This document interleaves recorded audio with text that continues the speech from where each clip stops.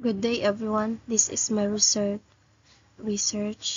I'm gonna discuss stress and mindset among senior high students in Sagayen National High School. By the way, my name is Janeline Esteban. Students in Sagayen National High School. So let's start na po. Introduction. Addressing students' mental health requires holistic interventions such as adaptive stress mindset programs like Re-Stress Mindset, which have demonstrated a 20% reduction in anxiety, a 15% decrease in depression, and 25% improvement in life satisfaction, with sustained benefits observed 3 months post-intervention. Asia. In China, 185 Chinese 11th grades that positive stress attitude that have students viewed as challenges rather than threats, suggesting that promoting stress such as mindset could improve mental health academic performance. National. In Hagubiao, Mandaue City, Cebu, 245 senior high students examined mindset. Fixed and versus growth mindset, and academic levels findings that most had a growth mindset. Research objectives: to describe the level of stress in terms of sleep, physical, emotional. To describe the level of mindset terms of fixed and growth mindset. To determine the significant relationship between stress and mindset of students. To determine which domain of stress significantly affect the mindset of student. Theoretical framework. Stress and mindset is conceptualized as the extent to which an individual holds the mindset that stress-related outcomes. There is growing evidence that mindset not only affects outcomes in domain intelligence, Dweck 2008, and aging, Levy and Mears 2004, but also shapes the stress response. Preliminary studies measuring stress mindset suggest that stress and mindset is related to perceived health and life satisfaction over and above aggregate measures of amounts of stress, appraisals, stress, and various coping strategies. Additionally, individuals who have a stress is enhancing mindset exhibits more adaptive physiological responses and more approach-oriented behavioral responses in the face of stress. Conceptual paradigm: stress, physical, sleep, emotional. This is for this is for this is for IV and this is for DV. Mindset, fixed growth. Research design. My research design is this study will make use of the quantitative, non-experimental design, utilizing descriptive correlation techniques to able to give description to the possible existing relationship between two identified variable and the sizes. The descriptive correlation method was deemed suitable design that seeks relationship between independent and dependent variables after an action was even taken.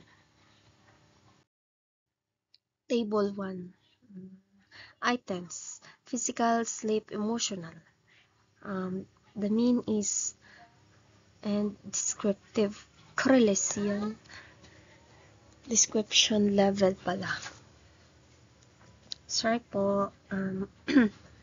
For physical, we have means of 3.79, means description level is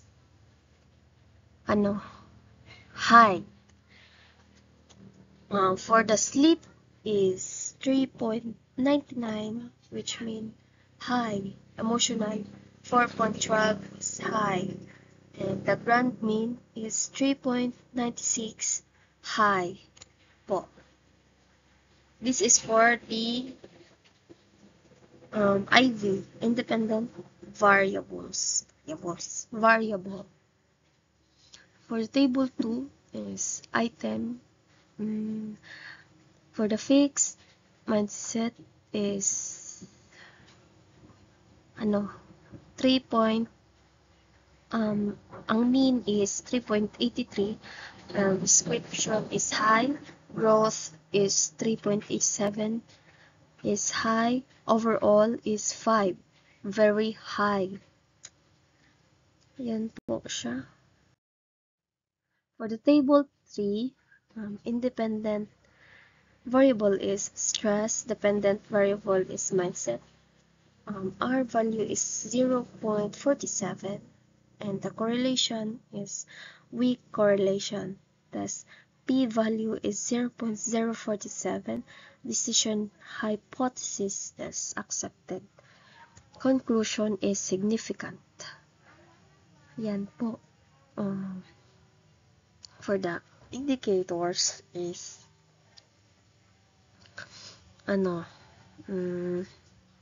fixed mindset is the P value is same lang po sila, 0.47. Decision is accepted. And growth is 0.47. Accepted. Opo, accepted.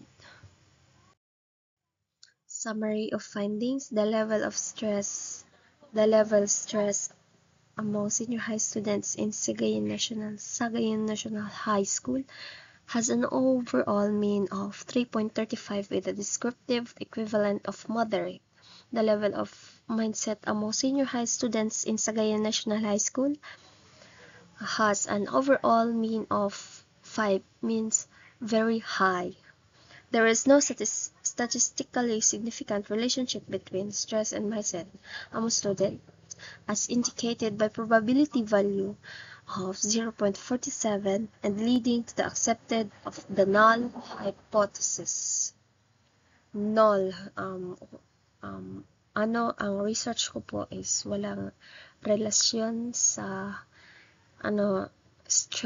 there is no relationship between stress and mindset. Conclusion. The level of stress is moderately evident. The level of mindset is very highly evident. There is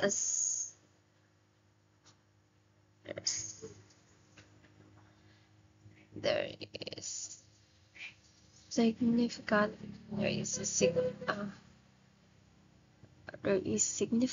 relationship between stress and mindset among senior high students. Significant. Opo, significant. Sorry. Recommendation. Recruit participants with diverse demographics, age, cultural backgrounds, and socioeconomic statuses to reveal distinct stress responses and mindsets across populations. Follow participants over time to examine how mindset changes impact stress levels, resilience, and long-term outcomes.